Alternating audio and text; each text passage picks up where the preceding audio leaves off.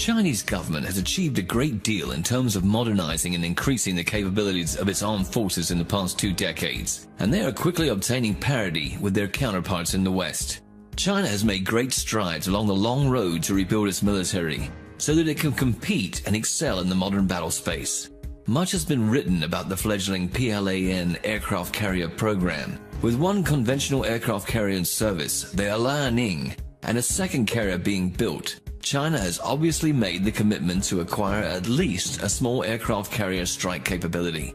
Another important development, perhaps less sensational and headline-catching than aircraft carriers, is the growth and modernization of the amphibious capabilities of both the PLA and the PLAN.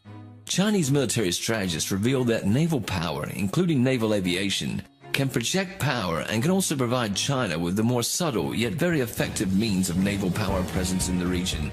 The presence of Chinese naval power in the region can be leveraged to influence advantage in political struggles with its neighbors. Neither naval presence nor naval power and naval air power can take or retake and hold ground, and thus China has decided that a modern and capable amphibious force of sufficient size is a necessary component of its overall maritime strategy. It is significant that this force has doubled in size over the past 5 years and has been equipped with new high-tech weaponry and the beginnings of a viable sea lift component that can carry it to battle.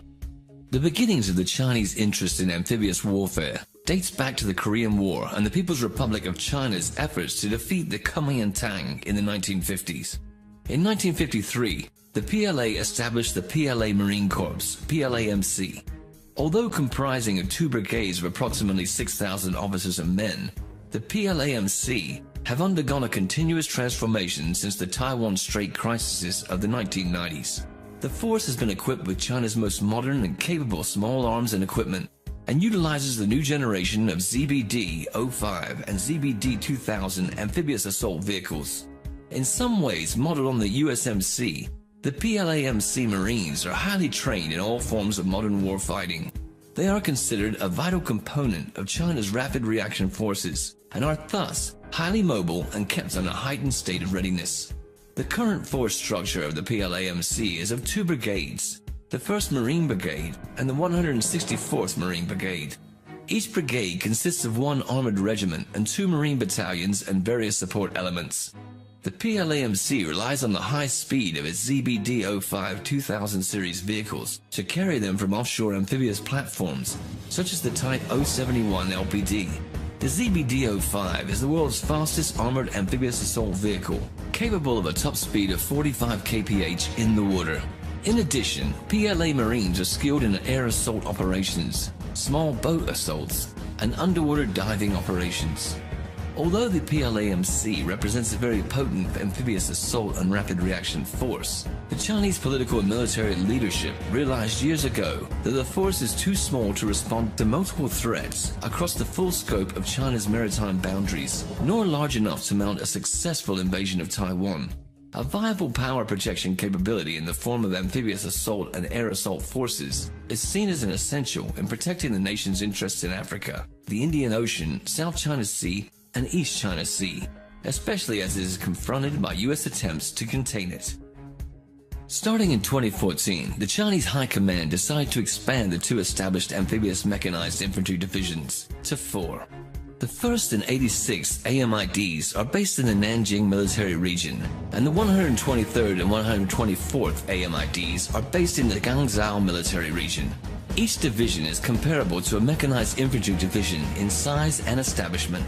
The expansion of the AMIDs gives the PLA a greater amphibious capability that might be required in the near future in deterring regional challenges to Chinese territorial claims in both the South and East China Seas, and providing a viable response to violations of its territorial integrity. None of China's potential adversaries in the region, other than the United States Navy, have a comparable amphibious warfare force. When combined with the PLAMC, the AMIDs give Chinese diplomacy a very robust practical demonstration of force. Regularly held amphibious exercises showcasing the growing aptitude of these forces only reinforce this reality. Perhaps the most obvious challenges facing the Marines and AMIDs are a major shortcoming that is the process of remedy. It is the lack of heavy sea lift capability to transport these units over long sea voyages and within striking range of their theoretical targets.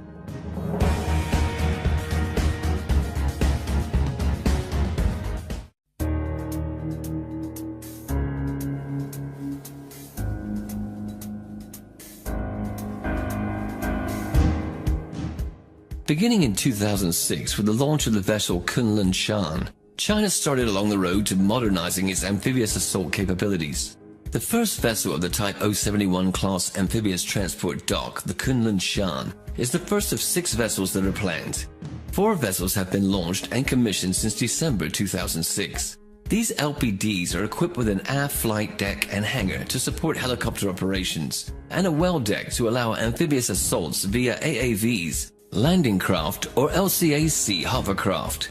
The LPD has the inherent flexibility to provide over-the-horizon air assault and amphibious assault capability. The LPD is the perfect platform to respond to both military incursions into disputed island territories, such as the Spratly and Paracel Islands, as well as a support platform for Chinese island bases in these areas.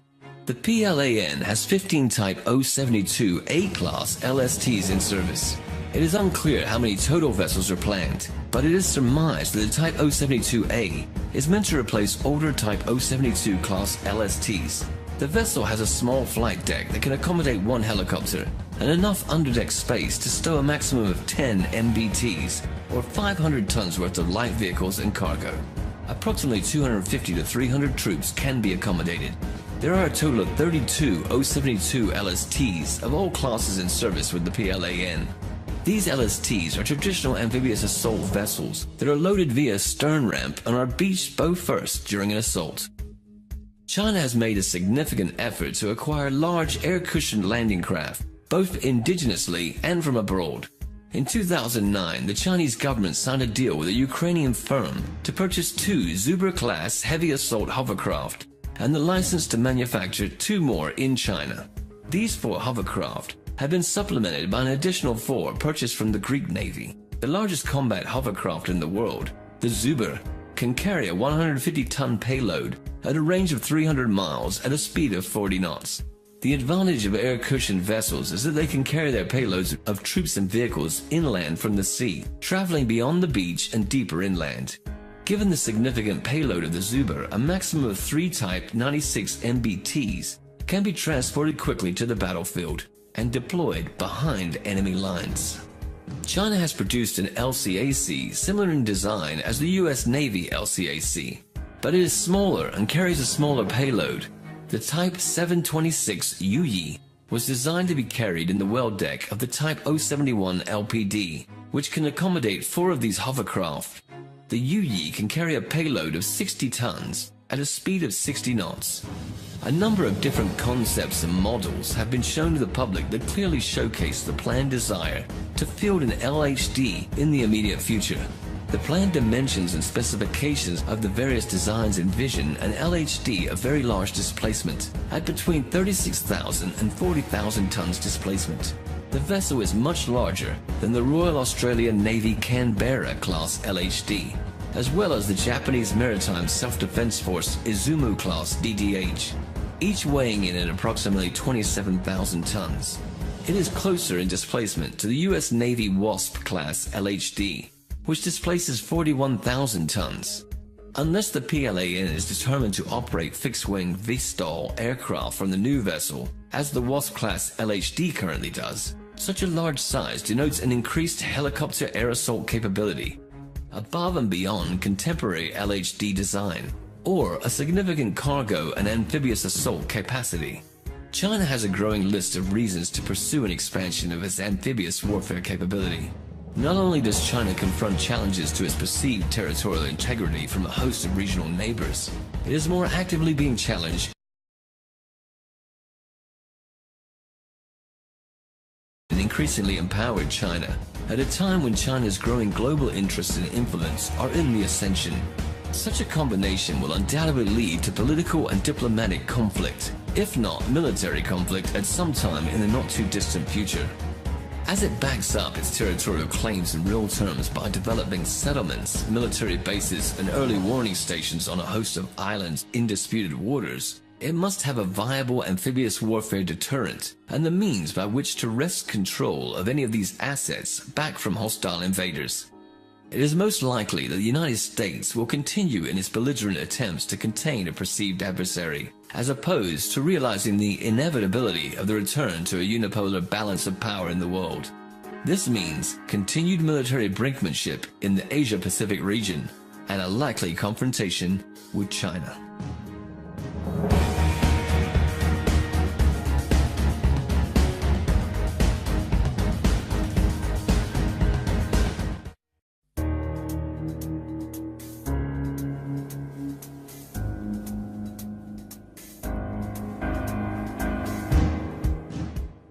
The Chinese government has achieved a great deal in terms of modernizing and increasing the capabilities of its armed forces in the past 2 decades, and they are quickly obtaining parity with their counterparts in the West.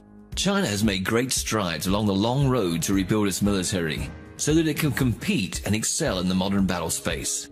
Much has been written about the fledgling PLAN aircraft carrier program, with one conventional aircraft carrier in service, the Liaoning, and a second carrier being built. China has obviously made the commitment to acquire at least a small aircraft carrier strike capability. Another important development, perhaps less sensational and headline-catching than aircraft carriers, is the growth and modernization of the amphibious capabilities to influence advantage in political struggles with its neighbors. Neither naval presence nor naval power and naval air power can take or retake and hold ground, and thus China has decided that a modern and capable amphibious force of sufficient size is a necessary component of both the PLA and the PLAN. Chinese military strategists reveal that naval power, including naval aviation, can project power and can also provide China with the more subtle yet very effective means of naval power presence in the region. The presence of Chinese naval power in the region can be leveraged